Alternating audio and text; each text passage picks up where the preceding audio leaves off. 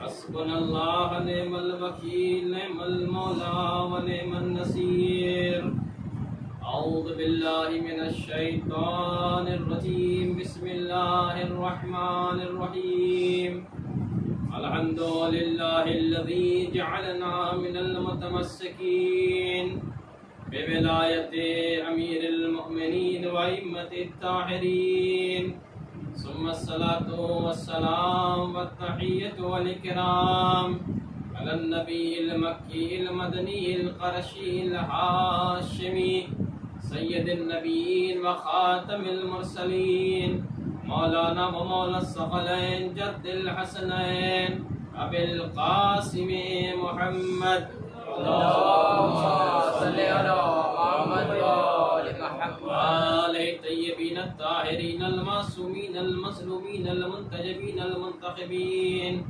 ولعنت اللہ علی اعدائهم اجمعین من لیلنا ھذا الى قیام یوم الدین اما بعد فقد قال رسول اللہ صلی اللہ علیہ وآلہ وسلم الحق مع العلی وعلی مع الحق صلوات پڑھتے محمد اللہم صلی علی محمد وآل محمد۔ یہ وہ دن ہے جو امیر کائنات کے ایام سے منسوب ہے، لہذا ہم سب کو پورے حوصلے کے ساتھ پورے جذبے کے ساتھ ان دنوں میں اپنے مولا کا ذکر کرنا چاہیے، ان کی زندگی پہ غور کرنا چاہیے اور سیرت علوی جو ہے اپنی زندگی میں اپنانا چاہیے۔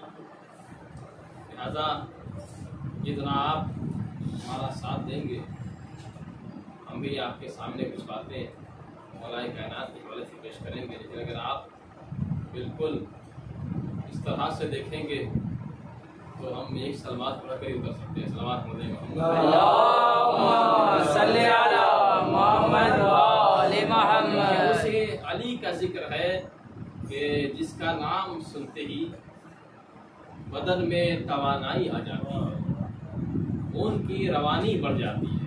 اس بات کا کم سے کم ثبوت صلوات کے ذریعے دے دیجیے۔ اللہم صلی علی محمد وآل محمد۔ شب قدر کے ایام چل رہے ہیں، تمام مسلمانوں کے درمیان شب قدر منائی جاتی ہے، تاریخوں کا بس فرق ہے، لیکن قرآن کی آیت کا کیا کیجئے گا؟ اس لیے کہ قرآن شب قدر کی تاریخ میں یہ کہتا ہے کہ جب شب قدر آتی ہے تو جبرائیل بھی آتے ہیں اور فرشتے بھی آتے ہیں، تنزل الملائکۃ والروح۔ توجہ کیجئے گا، روح سے مراد علماء نے کہا کہ جبرائیل ہے، جبرائیل آتے ہیں اور فرشتے آتے ہیں، تمام لوگوں کے امور کو لے کر آتے ہیں۔ صاحب امر کے پاس آتے ہوں گے، ورنہ آپ اتنے سالوں سے شب قدر کر رہے ہیں۔ آپ کسی مسلمان سے پوچھ لیجئے، کسی بزرگ مسلمان سے پوچھ لیجئے کہ آپ نے ہر سال شب قدر کیا کبھی فرشتے آپ کے پاس لوگوں کے امور لے کر آئے ہیں؟ کوئی ایسی مسجد بتا دیجئے ہم بھی چل کر وہیں شب قدر کے اعمال کر لیں کہ جہاں مسجد کے امام کے پاس جبرائیل لوگوں کے اعمال لے کر آئیں، لوگوں کے مقدرات کو لے کر آئیں، اور جب تک وہ امام مسجد سائن دستخط نہ کر دے فرشتے نہیں جاتے۔ اعمال سب کر رہے ہیں شب قدر کے، ہر مسجد میں بڑی رونق کے ساتھ ہی اعمال ہوتے ہیں، لیکن کیا کسی مسلمان نے غور کیا کہ سورہ قدر یہ آواز دے رہا ہے کہ ہر سال فرشتے نازل ہوتے ہیں، تو نہ کسی مسلمان پہ آ رہے ہیں نہ کسی امام مسجد پہ آ رہے ہیں، اور شب قدر ہر سال ہے۔ اس کا مطلب یہ ہے کہ ابھی اگر شب قدر کی فضیلت زندہ ہے تو کوئی صاحب امر ضرور ہے۔ جس کے اوپر فرشتے نازل ہوتے ہیں، وہ صاحب امر وہی ہے کہ جس کی ولایت ہم پر ضروری ہے۔ اللہ نے آئے ولایت میں کہا کہ اللہ کی ولایت ضروری ہے، اللہ کے نبی کی ولایت ضروری ہے، اور صاحبان امر کی ولایت ضروری ہے۔ تو کسی صحابی نے پوچھا کہ صاحبان امر کون ہے؟ تو پیغمبر نے فرمایا اولہم علی وآخرہم مہدی، ان کا پہلا علی ہے، آخری مہدی ہے۔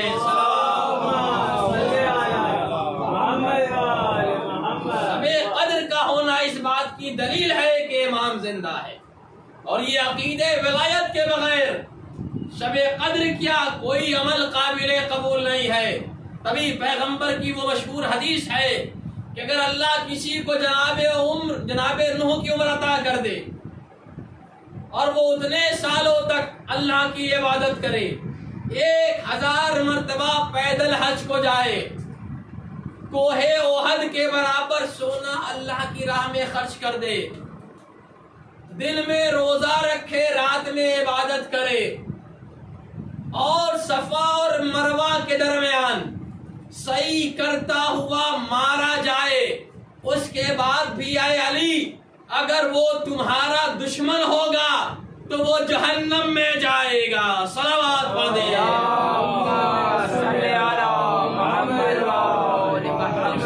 پیغمبر یہ کہہ رہے ہیں کہ حق علی کے ساتھ ہے، علی حق کے ساتھ ہے، تو اب پریشان ہونے کی کیا ضرورت ہے؟ آئیے در علی پہ آئیے۔ دنیا میں علم چاہیے یا آخرت کی درجات چاہیے؟ علی کے در پہ آئیے۔ علی کو لوگوں نے سمجھا ہی نہیں، مولائے کائنات کے فضائل پہ پردہ ڈالا گیا، مولائے کائنات کی سیرت بیان کرنے پہ پابندی لگائی گئی، مولائے کائنات کے نام رکھنے پہ پابندی لگائی گئی، مولائے کائنات سے محبت کرنے سے روکا گیا۔ علی کائنات کا سب سے مظلوم ترین شخص ہے، جو سب سے کامیاب شخص تھا، اس کو ہی لوگوں نے چھپایا۔ میں صرف 2 باتیں آپ کے سامنے عرض کروں گا، ذرا دیکھیں کون ہے علی جیسا تاریخ اسلام میں، کون علی ابن ابی طالب کی برابری کر سکتا ہے؟ پہلا موقع وہ توجہ کیجئے گا، بہت اہم پیغام بھی اسلام کا ہے کہ پیغمبر اسلام نے ایک کام 2 بار کیا، یعنی مکے کی زندگی میں بھی کیا اور مدینے آنے کے بعد بھی کیا۔ توجہ کیجئے گا، ہم نے بھی شاید اس پیغام کو بھلا دیا ہے۔ وہ کیا ہے؟ پیغمبر نے عقد مواخات قائم کیا۔ علی حق کے ساتھ ہے، حق علی کے ساتھ ہے۔ توجہ کیجئے گا، علی کیسا کامیاب ولی، رہنما اور امام ہے کہ پیغمبر نے سب سے پہلے مکے میں عقد مواخات قائم کیا۔ جب پیغمبر مکے میں آئے تو قبیلوں کا اختلاف تھا، جیسے آج اس ترقی یافتہ زمانے میں بھی اختلاف ہو گیا ہے۔ اگر غیر مسلم ہے تو وہ کئی ذاتوں میں جو ہے بٹا ہوا ہے، اس کو لے کر اختلافات، لڑائیاں ہو رہی ہیں۔ مسلمان ہے تو فرقوں میں بٹا ہوا ہے، کاسٹ اور ذاتوں میں بٹا ہوا ہے۔ پیغمبر جب آئے تو قبیلوں کا اختلاف تھا، پیغمبر نے عقد مواخات قائم کیا۔ کیا کیا؟ جس کا مزاج تھوڑا بہت ایک دوسرے سے ملتا تھا اسے ایک دوسرے کا بھائی بنا دیا، جیسے سلمان کو ابو ذر کا بھائی بنایا، مقداد کو عمار کا بھائی بنایا، ایسے اور سارے لوگوں کو آپ تاریخ پڑھیے جس کا مزاج جس سے ملتا تھا، پیغمبر نے بھائی بنا دیا تاکہ قبیلوں کا اختلاف ختم ہو جائے۔ کوئی یہ فخر نہ کرے ہم فلاں قبیلے کے، اسلام میں ایمان کی اہمیت ہے، قبیلے اور ذات کی نہیں۔ وہی تو آج بھی ہو رہا ہے، ہم سید ہیں، فلاں غیر سید ہے، سید سارا جرم کر لے پھر بھی سید ہے۔ یہ اختلاف پھر ہمارے درمیان آ گیا۔ اسلام میں کردار دیکھا جاتا ہے تو پیغمبر نے عقد مواخات قائم کیا۔ جب سب کو ایک دوسرے کا بھائی بنا دیا تو کیا دیکھتے ہیں کہ علی ابن ابی طالب خاموش بیٹھے رو رہے ہیں، کہا میرے بھائی علی آپ کو کس نے رلا دیا؟ کہا یا رسول اللہ، توجہ کیجئے گا، آپ نے ان لوگوں میں سب کو بھائی بنا دیا لیکن میں تنہا رہ گیا۔ پیغمبر نے آواز دیا یا علی، میں نے ان لوگوں کے درمیان نگاہ کیا، کوئی تمہارے جیسا ملا ہی نہیں کہ میں اسے تمہارا بھائی بناتا۔ اے علی پریشان نہ ہو، انت اخی فی الدنیا والآخرہ، تو میرا بھائی ہے دنیا میں بھی آخرت میں بھی۔ اللہم صلی علی محمد وآل محمد۔ یہ پہلا موقع ہے۔ سبحان اللہ۔ دوسرا موقع جب مدینے میں آ گئے تو مدینے میں اختلاف، یہ اختلاف ہمارے نہیں ہوتا ہے، یہ شہروں کا اختلاف۔ فلاں بہت بڑے شہر کے رہنے والے ہیں، ہم لکھنؤ کی اردو بولتے ہیں، آج بھی لوگ فخر کرتے ہیں، ہم فلاں جگہ رہتے ہیں، ہم امریکہ میں رہتے ہیں۔ یہ غرور پیدا ہوتا ہے اس کے ذریعے۔ یہ بھی اختلاف ہے، اس سے بھی جھگڑا ہوتا ہے۔ شہروں کا کوئی تقابل نہیں، تقابل انسان کے کردار کا ہوتا ہے۔ تو یہ اختلاف وہاں ہو جاتا کہ یہ مکے کے ہیں، ہم مدینے کے ہیں۔ مکے میں پیغمبر کو پریشان کیا گیا، مدینے میں ہم ان کا خیال رکھ رہے ہیں۔ لہذا پیغمبر نے آتے ہی عقد مواخات قائم کیا۔ کیا کیا؟ سلمان کو ابو دردہ کا بھائی قرار دیا۔ پھر وہی کام کیا پیغمبر نے جس کا مزاج ملتا تھا ایک دوسرے سے۔ پیغمبر کی نگاہ رسالت جانتی تھی کہ یہ دونوں کسی نہ کسی اعتبار سے ایک جیسے ہیں، لہذا بھائی بنا دیا، یعنی ایک انصار کو ایک مہاجر کا بھائی بنایا، ایک مکے والے کو ایک مدینے کے رہنے والے کا بھائی بنا دیا۔ جب سب کو بھائی بنا دیا اور یہ آیت بھی آ گئی انما المؤمنون اخوہ، مومنین آپس میں بھائی ہیں۔ اب تو اپنے بھائی بھی بھائی نہیں رہ گئے۔ صلوات پڑھ دیں محمد۔ اللہم صلی علی محمد وآل۔ یہ اسلام کا پیغام ہے۔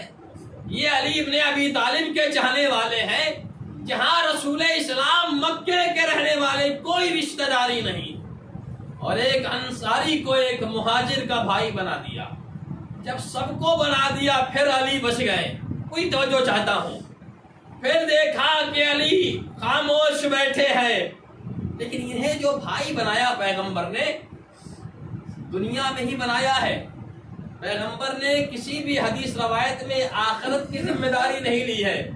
ممکن ہے ان میں سے کوئی خطا کر جائے اور آخرت میں نجات نہ پائے، لہذا آخرت کی ذمہ داری نہیں لی۔ جب دیکھا اپنے بھائی علی کو تو پھر آواز دیا، ایک بار نہیں دو مرتبہ پیغمبر نے کہا یا علی انت اخی فی الدنیا والآخرہ، اے علی نہ مہاجر میں تمہارے جیسا کوئی ہے، نہ انصار میں سے تمہارے جیسا کوئی ہے۔ میں نے نگاہ رسالت سے دیکھ لیا علی جیسا کوئی نہیں ہے، تو جب علی جیسا کوئی نہیں تو نبی جیسا کوئی کیسے ہو سکتا ہے؟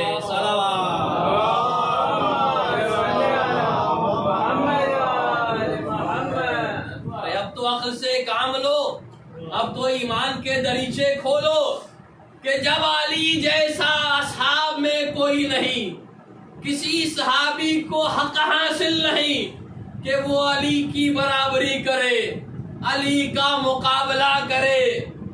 جب صحابی میں کوئی علی جیسا نہیں تو آج کا مسلمان کس منہ سے کہتا ہے محمد ہمارے جیسا؟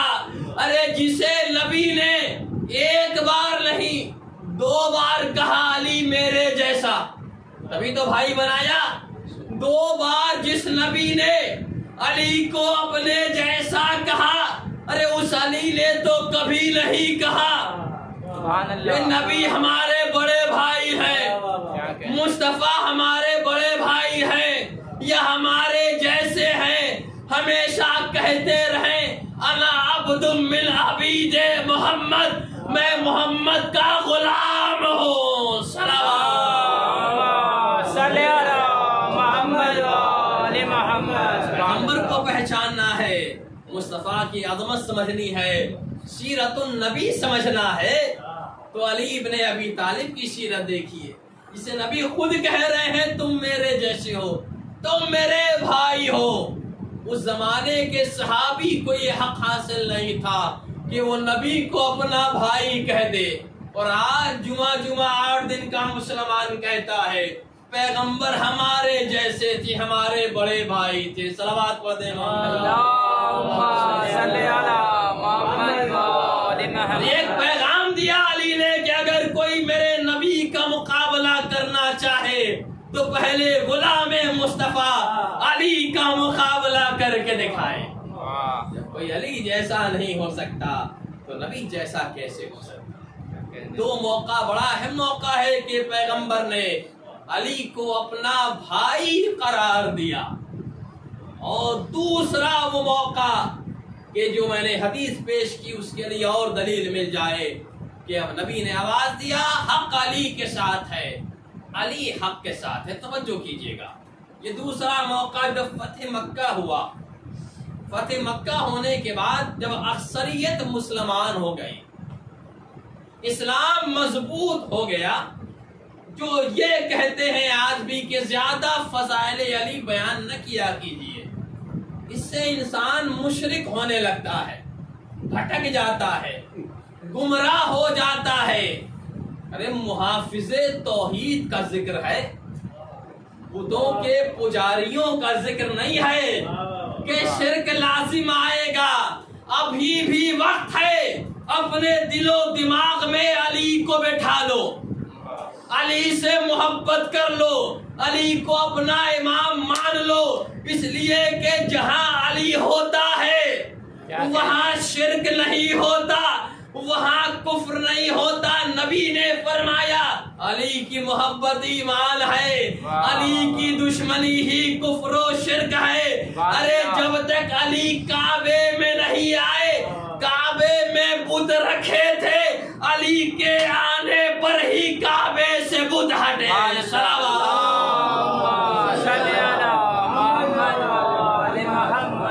اپنے ذہنوں کو اگر گمراہی سے بچانا ہے، شیطان سے پیچھا چھڑانا ہے تو علی سے محبت کیجئے۔ علی کی محبت ایمان ہے، جہاں علی آ جائے وہاں بندگی خدا ہوگی، وہاں شرک و بت پرستی نہیں ہوگی۔ دلیل آپ کے سامنے پیش کر رہا ہوں، فتح مکہ ہوئی، کسی نے جھوٹے منہ بھی آ کے کہا ہوتا یا رسول اللہ ہر جگہ تو علی آ گئے، خیبر میں علی ہے، خندق میں علی ہے، بدر میں علی ہے، حنین میں علی ہے، احزاب میں علی ہے، یہاں تک کہ ایک سورے کو پہنچانا تھا۔ آج بڑا زور ہے اس کے اوپر، قرآن یاد کرنے کے اوپر، کہ ہم قرآن کے پیروکار ہیں، ہم قرآن کے ماننے والے ہیں۔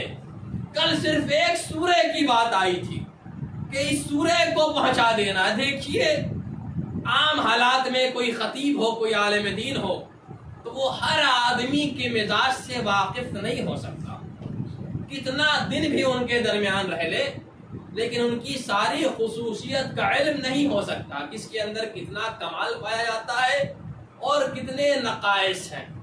ممکن ہے ہم جسے کمتر سمجھ رہے تھے کسی ایسے موقع پہ کام آ جائے جو بڑے بڑے نہ کر سکے، لیکن رسالت کی نگاہیں بڑی دقیق نگاہ ہوتی ہے، پیغمبر کی نگاہ کو دھوکا نہیں ہو سکتا۔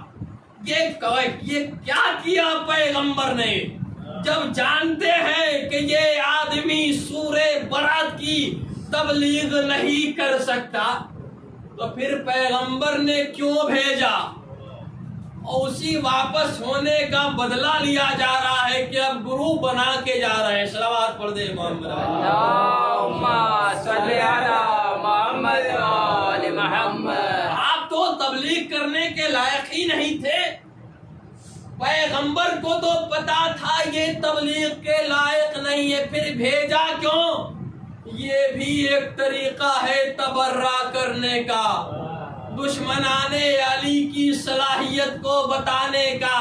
ابھی چند قدم چلے تھے، آیت آ گئی، جبرائیل آ گئے، یا نبی آپ جائیے یا آپ کے جیسا کوئی جائے، اگر یہ چلا گیا تبلیغ ہو نہ ہو کل کہنے کو مل جائے گا نبی جیسا ہے۔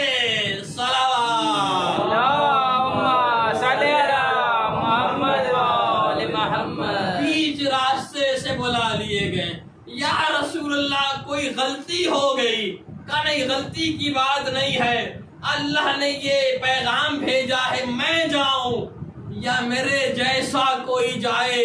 تاریخ گواہ ہے اس کے بعد ایک لفظ نہیں بولا کہ یا رسول اللہ میں تو آپ کے جیسا ہوں۔ جب آپ کے بزرگ خاموش ہو گئے تو آپ کیوں دعویٰ کر رہے ہیں؟ اس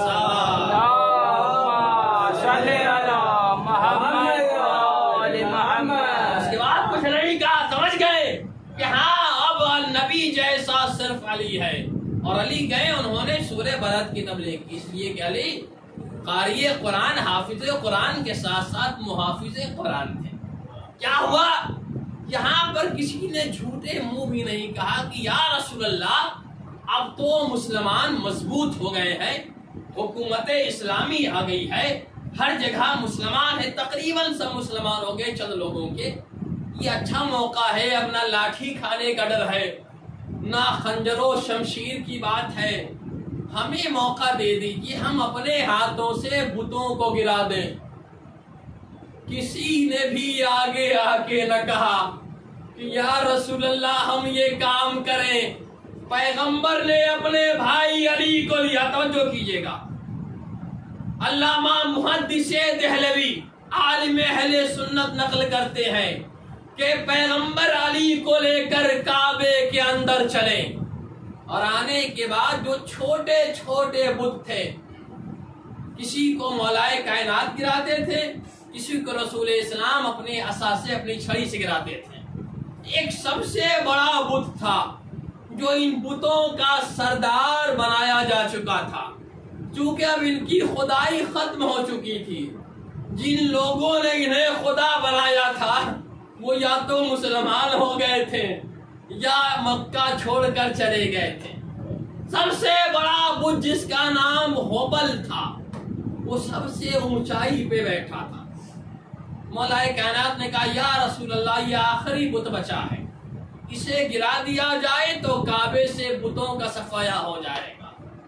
پیغمبر اسلام نے پہلے مولا کائنات نے یہ چاہا، کیونکہ ہم سے یہ سوال ہوتا آپ ذکر مصطفیٰ نہیں کرتے، اور ہم نے بڑا سنا ہے خیبر کے فاتح علی ہیں، خندق کے فاتح علی ہیں، لیکن ہم نے کبھی پیغمبر کی شجاعت کا اندازہ نہیں کیا۔ جیسے ہی فاتح خیبر علی مصطفیٰ کو اپنے کاندھے پہ اٹھانا چاہتے تھے، مرتبہ آواز دیا میرے پاؤں میں لرزہ پیدا ہو رہا ہے، یا رسول اللہ میں آپ کے وزن کو نہیں اٹھا سکتا، میں بار رسالت نہیں اٹھا سکتا۔ بس پیغمبر نیچے آ گئے۔ اب یہاں سے محدث دہلوی کے جملے سنیے، اب یہاں پہ مولائے کائنات دوش رسالت پہ سوار ہوئے، یہ موقع بھی علی نے نہیں چھوڑا۔ ارے یہی فرق ہے علی میں اور تمام اصحاب میں، جسے نبی کی قدم بوسی مل جائے وہ صحابی اس کے لیے شرف ہو جائے، لیکن جو نبی کے دوش پہ اپنا قدم رکھ دے یا زہرا کا لال کر سکتا ہے یا فاطمہ کا شوہر کر سکتا ہے۔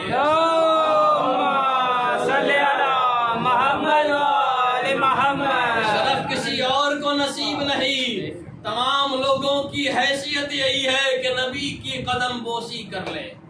اب جو اٹھایا تو مولائے کائنات کے جملے نقل کر رہے عالم اہل سنت کہ مولائے کائنات نے فرمایا یا رسول اللہ ایسا محسوس ہو رہا ہے کہ میں سرے عرش کھڑا ہوں، جو چیز چاہوں عرش سے حاصل کر لوں۔ یہاں پر پیغمبر نے فرمایا، حدیث کیا ہے؟ علی حق کے ساتھ ہے، حق علی کے ساتھ ہے۔ محدث دہلوی کو کہنا پڑا کہ پیغمبر نے فرمایا یا علی،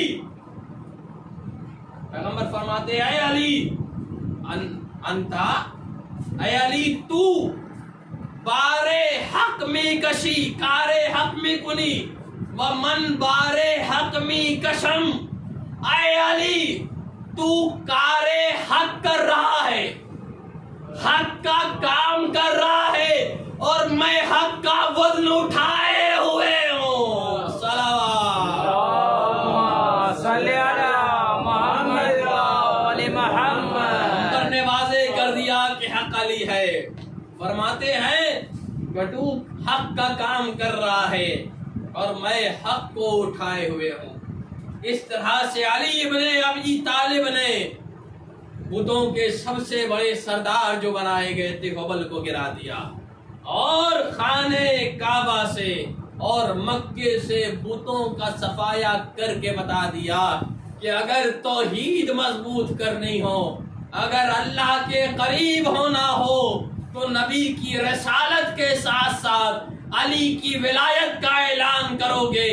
جب تک علی کی ولایت کا اعلان نہیں کرو گے، تمہارا نہ کلمہ مکمل، نہ ایمان مکمل، نہ اسلام مکمل، نہ توحید مضبوط ہے، نہ اصول دین مکمل ہے۔ صلوات پڑھ دے محمد۔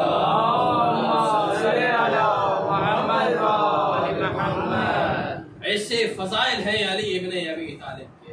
میں نے عرض کیا کون ایسی فضیلت ہے جو مولا کائنات کے دامن میں نہ ہو۔ تمام فضیلتیں اللہ نے جانشین مصطفیٰ کو عطا کی۔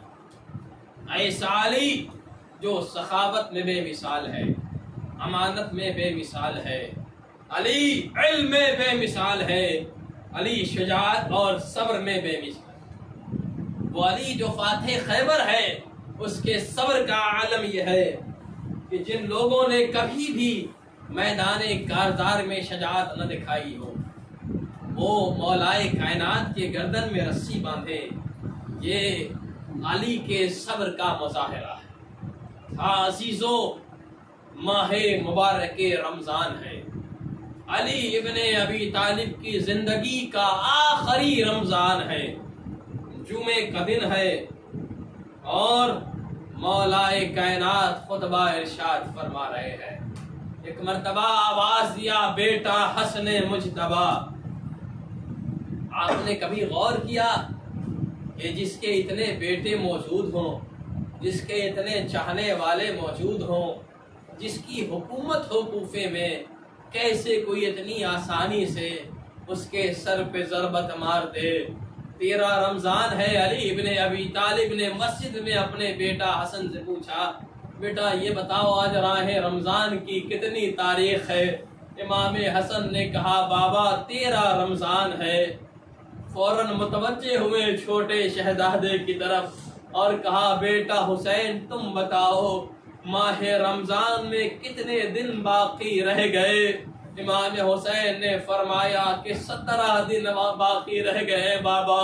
یہ سننا تھا، علی رونے لگے، داڑھیوں پہ ہاتھ رکھ کے کہتے ہیں ہائے لگتا ہے وہ وقت قریب ہے جب میری یہ داڑھی خون سے رنگین ہو جائے گی۔ بچے سن کے پریشان ہو گئے، چاہنے والے بھی پریشان ہوئے، اور چاہنے والوں کا بھی اندازہ ہو گیا تھا لگتا ہے کوئی مصیبت آنے والی ہے جو بار بار ہمارے مولا بیان کر رہے ہیں۔ یہی وجہ ہے کہ لوگوں نے مولائے کائنات کے گھروں پہ آنا شروع کر دیا۔ مولائے کائنات کی دیکھ ریکھ کے لیے لوگوں نے اپنے گھروں کو چھوڑ دیا اور پوری ایک فوج تیار ہو گئی۔ حذیفہ یمانی کی قیادت میں یہ لوگ رات بھر مولائے کائنات کے گھر کے ارد گرد گھما کرتے تھے۔ ہاں عزیزو، جب وہ شب آ گئی جو علی کی آخری شب تھی، شب 19 جب آئی ہے تو علی ابن ابی طالب نے گھوڑوں کی آواز جب سنائی دی تو ایک مرتبہ بیٹا حسن سے کہا جاؤ دیکھو کون ہے جو ہمارے دروازے پہ کھڑا ہے۔ امام حسن قریب آئے، دیکھا حذیفہ یمانی ہے، کچھ لوگوں کو لے کر کھڑے ہیں، یہ تلوار کھینچے مولا کے گھر کا پہرا دے رہے ہیں۔ امام حسن نے کہا کیا بات ہے؟ حذیفہ نے کہا ہمیں ڈر لگتا ہے، اس بار ماہ رمضان میں علی ایسے ایسے جملے ارشاد فرما رہے ہیں، ہمیں لگتا ہے کوئی مصیبت نہ آ جائے، لہذا ہم مولائے کائنات کا پہرا لگا رہے ہیں۔ یہ کہہ کے امام حسن جب گھر میں آئے، مولائے کائنات سے کہا، مولائے کائنات باہر آ گئے، کہا اللہ تمہیں جزائے خیر دے، تم اپنے آقا کا اتنا خیال رکھتے ہو، لیکن اے حذیفہ چلے جاؤ، جو اللہ نے مقدر کر رکھا ہے ہمیں صبر سے کام لینا ہے۔ اجرکم اللہ، یہی وجہ ہے کہ اپنے شہزادوں کو بھی روک دیا، اپنے چاہنے والوں کو بھی واپس کر دیا، تب جا کر ابن ملجم کی تلوار چلی ہے، ورنہ کسی میں اتنی ہمت نہ تھی۔ ارے حسن مجتبیٰ حسین و عباس کے ہوتے ہوئے کوئی علی کے سر پہ وار کر دیتا۔ جزاکم ربکم خیر الجزا۔ ہادی دو شب شہادت آ گئی، علی ابن ابی طالب کو لے کر جب امام حسن و حسین گھر کی طرف بڑھے، بار بار کبھی حسن روتے جا رہے ہیں، کبھی حسین روتے جا رہے ہیں، اور ان کے آنسو مولائے کائنات کے رخسار پہ پڑتے ہیں۔ زخم ایسا ہے کہ غش کے عالم میں ہے، لیکن جب آنسو کے قطرے پڑتے ہیں میرا مولا جاگ اٹھتا ہے، حسن کو دیکھ کے کہتا ہے بیٹا صبر کرو، ارے تمہیں زہر دیا جائے گا، بیٹا نہ رو، تم ہمارے گھر کے ارے سید و سالار ہو۔ پھر کبھی جب آنکھ کھلتی ہے امام حسین کو دیکھ کے کہتے ہیں بیٹا حسین تم تو نہ رو، لا یوم کو یوم کا یا باب دلہ، اے میرے لال تم پہ کربلا میں وہ مصیبت آئے گی، تجھے بہت رونا ہے، صبر کرو میرے لال۔ اجرکم اللہ، عزیزو آنسو بہا لیجئے۔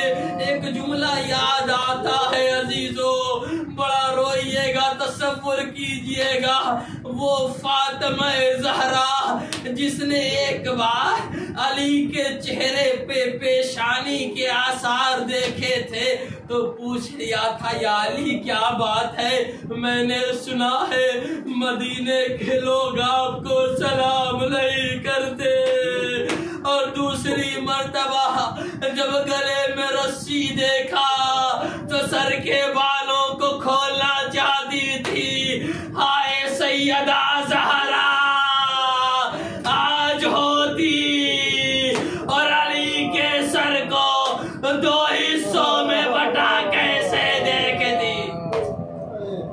اجرکم اللہ، عزیزو کیا عرض کروں، سمجھیے علی کا جنازہ گیا، زینب آگے بڑھی، ام کلثوم دوڑی، اب جو زینب نے اپنے بابا کے رخسار پہ اپنے رخسار رکھ دیے، اے بابا ارے کس نے یہ حال کر دیا، ارے وہ علی جو اب تک سمجھا رہا تھا بیٹوں کو، زینب کو جو دیکھا، ارے ایک مرتبہ علی بھی رونے لگے، بیٹی زینب ارے تو صبر کرنا، اے میری لا تجھے بھی بہت رلایا جائے گا۔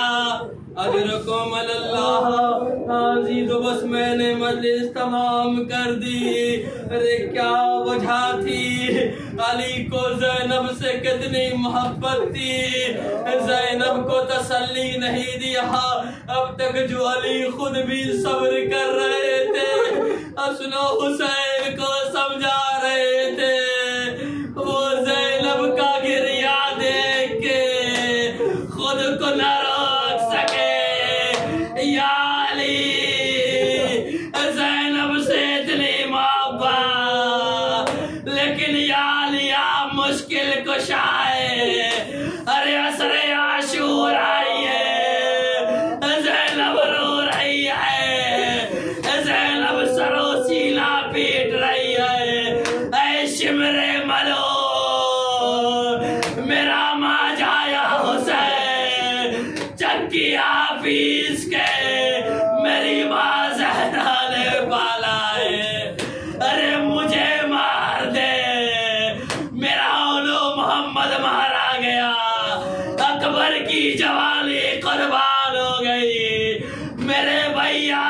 خنجر نہ چلا یا علی آ گئے ہوتے، زینب کی فریاد سن لیتے۔